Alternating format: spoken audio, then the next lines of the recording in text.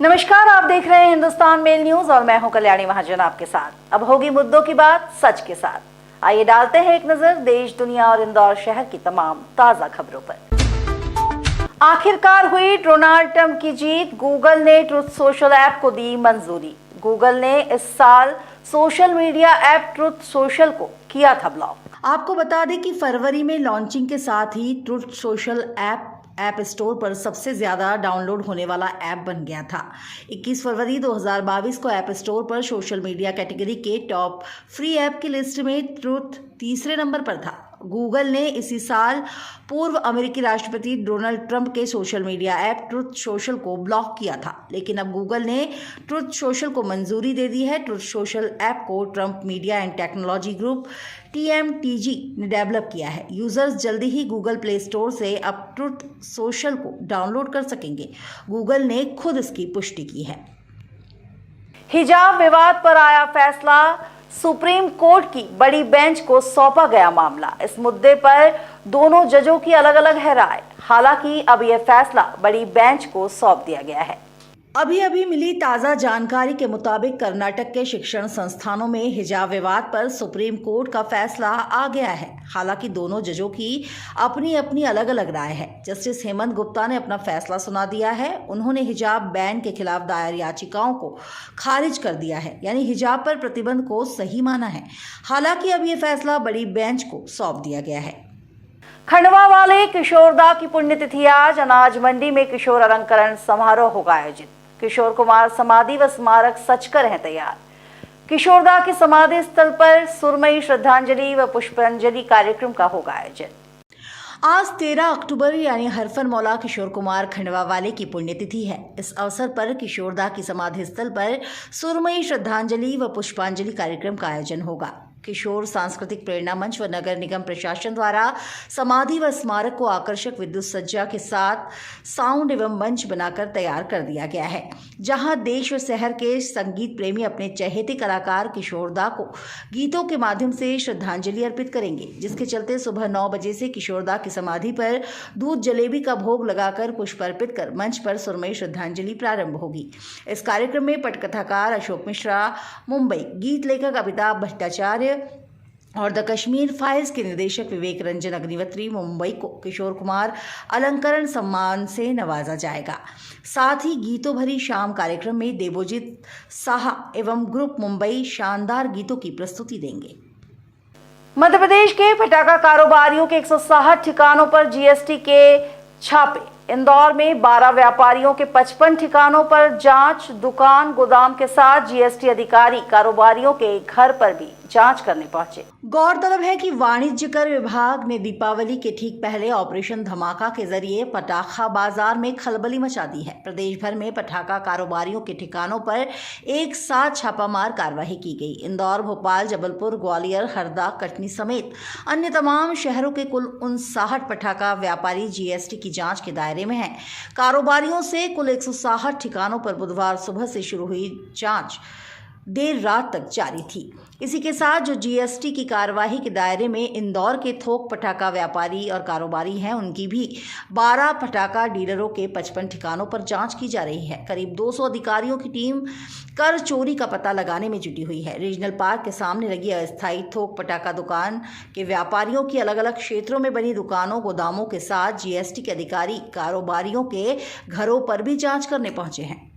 Mahakal corridor लोकार्पण के दौरान उज्जैन पुलिस बनी देवदूत। पीएम के कार्यक्रम में आई वृद्ध महिला रास्ता भूली, छूटा साथियों का साथ, पुलिस बनी मददगार। दरअसल महाकाल लोक के लोकार्पण कार्यक्रम के साक्षी बनने कई गांव, कस्बे और दूर दराज से लोग आए थे, जिसमें एक वृद्ध महिला भी शामिल थी जो मेहंदीपुर गांव से आई थी। जिसके चलते कार्यक्रम के दौरान महिला अपने साथियों से बिछड़ गई, जिससे वे घबरा कर रोने लगी। तब एक पुलिस महिला कर्मी ने उससे जब रोने का कारण पूछा तो उन्होंने उसे पूरा माजरा बताया। तब उस महिला कांस्टेबल ने इसकी सूचना अपने वरिष्ठ अधिकारियों को दी। अधिकारियों ने भी तत्काल उनके परिजनों को ढूंढने की कवायद शुरू की, लेकिन परिजन न मिल सके। तब अधिकारियों ने एक एसआई को महिला के बारे में जानकारी देकर बुजुर्ग महिला के बताए गए पते पर उन्हें सुरक्षित पहुंचा दिया।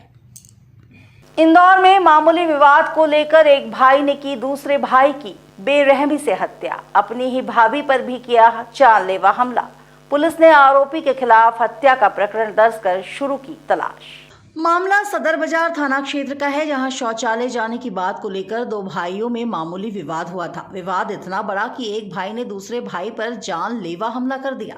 घटना में मृतक हामिद मौके पर ही मारा गया, वहीं आरोपी मजीद मौका देखकर फरार हो गया। घटना के दौरान बीच बचाव करने आई मृतक की पत्नी को भी गंभीर चोटें आई है। सूचना के बाद मौके पर पहुंची पुलिस ने मर्ग कायम किया है, वहीं आरोपी के खिलाफ हत्या का प्रकरण दर्ज कर तलाश शुरू कर दी गई है। ये दो सगे भाई थे, ये इसके अंदर माजिद है और हमीद हैं, दोनों सगे भाई। इनके बीच में लैट्रिन को जाने को लेकर के विवाद हो गया था। तो उसमें जो माजिद है उसने अपने छोटे भाई हमीद के सर के ऊपर एक दो डंडे मार दिए, तो उसमें उनकी मृत्यु हो गई। और उसी झगड़े में उनकी पत्नी, हमीद की पत्नी अनीसा हैं, वो धक्का लगने से छत के जीने के पास से गिर गई, तो उनके चोटें आई हैं, तो जिन्हें एमवाई इलाज कराया जा रहा है। तो अभी 302 का प्रकरण पंजीबद्ध किया जा रहा है। सर, पत्नी क्या है? अभी अस्पताल में इलाज हो रहा है, उनका खतरे के बाहर है। सर, कहाँ की घटना है? ये जूना रिसाला में जो बड़ी मस्जिद है उसके समीप एक रहते हैं अब्दुल हफीज, उनके परिवार की घटना। मामूली विवाद में व्यक्ति को धक्का देने से हुई मौत का मामला हत्या में हुआ तब्दील। ड्राइवर द्वारा शराब पीने के बाद अपने पड़ोसी से हुआ विवाद, ड्राइवर द्वारा धक्का देने से हुई व्यक्ति की मौत, पुलिस ने दर्ज किया हत्या का मामला। जानकारी के अनुसार थाना प्रभारी राजेंद्र सोनी ने बताया कि घटना बुधवार देर शाम की बताई जा रही है, जब इलाके में रहने वाला सुनील झा उम्र 52 वर्ष, जो कि स्कूल बस का ड्राइवर है, अधिक शराब पीने के बाद नजदीक रहने वाले अनिल ठाकुर नामक व्यक्ति से विवाद कर रहा था। विवाद में मृतक द्वारा अनिल को काफी देर तक अपशब्द कहे गए, जिसके बाद अनिल ने गुस्से में आकर सुनील झा को धक्का दे दिया, जिसके बाद गिरने से सुनील की मौके पर मौत हो गई। वहीं पुलिस ने अनिल ठाकुर के खिलाफ हत्या का मुकदमा दर्ज किया है और साथ ही आरोपी को गिरफ्तार भी कर लिया है। देखिए, करीब 5:30 बजे हमें खबर लगी कि कालिंदी में G11 मकान है, उसके पास में दो व्यक्तियों का झगड़ा हुआ था। तो एक व्यक्ति ने दूसरे व्यक्ति को मारपीट की, तो आदमी ज़मीन पर पड़ा हुआ है। हम मौके पर गए तो देखा तो आदमी की मृत्यु हो चुकी थी। पूछताछ में पता चला कि उस मृतक जो था उसका नाम सुनील ढाके करके व्यक्ति था, पिता दामोदर, करीब 55 साल उम्र थी उसकी। उसकी पत्नी मिली मौके पर, उसने बताया, गोकुला नाम है उसका पत्नी का। उसने बताया कि मेरे पति, मैं घर में थी, मुझे बाहर गाली गलौच और चिल्ला चोट की आवाज़ आई, तो बाहर आई तो एक मनोज ठाकुर नाम का व्यक्ति सामने रहता है, वो और मेरे पति का चूमा झटकी मारपीट हो रही थी। तो उसने हाथ से लात घूंसों से मारपीट करी पति के साथ। तो उन लोगों ने बीच बचाव करके अलग कर दिया। पति मेरे नीचे गिर गए, बैठ गए। फिर उन्होंने कहा कि गौर साहब थे, उन्होंने कहा इसको पानी पिलाओ तुम्हारे पति को। तो उसको बोले, मैंने पानी ला के पिलाया। उसने पानी पिया, 10-15 मिनट तक वो बैठे भी रहे। फिर उनको 2-3 हिचकी चली और फिर वो उनकी मृत्यु हुई।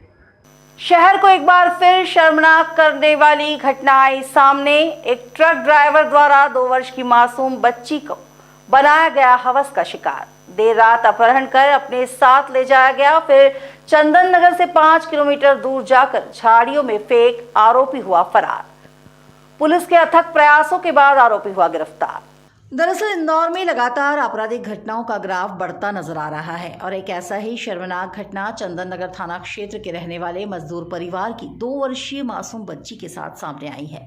बताया जा रहा है कि बच्ची अपने परिवार के साथ बीती रात सो रही थी कि तभी एक ट्रक ड्राइवर उनके घर के कमरे में घुसा और 2 वर्षीय बच्ची को अपने साथ उठाकर ट्रक में लेकर फरार हो गया। फिर वह ट्रक ड्राइवर द्वारकापुरी से गुजरता हुआ करीबन 5 किलोमीटर का सफर तय करने के बाद कैड रोड की झाड़ियों में उस बच्ची को फेंक कर फरार हो गया। रात में बच्ची को रोता हुआ देख लोगों ने तुरंत पुलिस को सूचना दी, तब जाकर पुलिस हरकत में आई और फिर बच्ची को बरामद करने के बाद पूरे मामले को संज्ञान में लिया गया। तमाम सीसीटीवी फुटेज खंगालने के बाद चंद घंटों में ही पुलिस ने आरोपी को गिरफ्तार कर लिया। पुलिस अधिकारियों का कहना है कि प्रथम दृष्टया बच्ची को इलाज के लिए एमवा हॉस्पिटल में भर्ती कराया गया है और उसका मेडिकल कराया जा रहा है। उसी अनुसार आरोपी पर भी धाराएं लगाई जाएगी, तो वहीं आरोपी का भी मेडिकल कराया जा रहा है। आरोपी मूल रूप से झाबुआ के नज़दीक का रहने वाला बताया गया है और वहां पर भागने का सोच रहा था कि उसे तमाम सीसीटीवी फुटेज और ट्रक मालिक के माध्यम से पकड़ लिया गया और उससे पूरे मामले की पूछताछ की जा रही है। चेक बाउंस मामले में सुप्रीम कोर्ट का बड़ा फैसला। पक्षकार ने थोड़ा भुगतान किया है तो धारा 138 के तहत दर्ज नहीं होगा केस। सुप्रीम कोर्ट ने मध्य प्रदेश सहित अन्य राज्यों में चेक बाउंस के लंबित मामलों की जानकारी न्याय मित्र के जरिए मांगी। दरअसल सुप्रीम कोर्ट ने चेक बाउंस के एक मामले में महत्वपूर्ण फैसला दिया है। कोर्ट ने कहा कि जिस व्यक्ति ने जितनी राशि का चेक जारी किया है उसमें से कुछ रुपया लौटा दिया गया हो तो धारा 138 के तहत प्रकरण नहीं चल सकता। कुछ महीने पहले सुप्रीम कोर्ट ने मध्य प्रदेश सहित अन्य राज्यों में चेक बाउंस के लंबित मामलों की जानकारी न्याय मित्र के जरिए मांगी थी।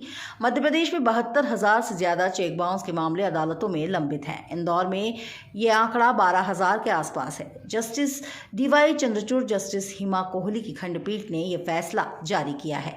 इंदौर में पूरी आस्था के साथ मनाया जाएगा सुहागनों का महापर्व करवा चौथ। करवा चौथ पर इंदौर में रात 8:25 को होगा चंद्रोदय। बुधादित्य योग में मनेगा करवा चौथ। पर्व रोहिणी नक्षत्र में होगा चंद्रोदय। पति की लंबी उम्र के लिए महिलाएं रखेंगी व्रत।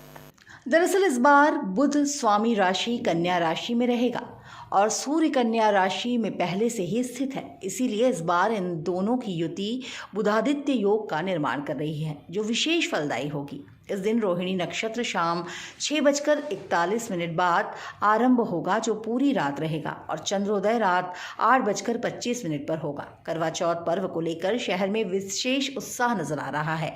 कोरोना महामारी के चलते बीते 2 वर्षों में करवा चौथ पर वृहद आयोजन नहीं हो सके, लेकिन इस बार कई संस्थाओं द्वारा सामूहिक पूजन और उद्यापन कार्यक्रम होंगे। इसी तारतम्य में हिंदुस्तान मेल न्यूज़ की पूरी टीम और परिवार की ओर से आप सभी सुहागनों को करवा चौथ के सुहाग पर्व की हार्दिक शुभकामनाएं।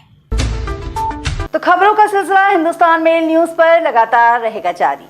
देखते रहिए हिंदुस्तान मेल न्यूज़। हमारे चैनल को सब्सक्राइब करना, लाइक करना और शेयर करना ना भूलें।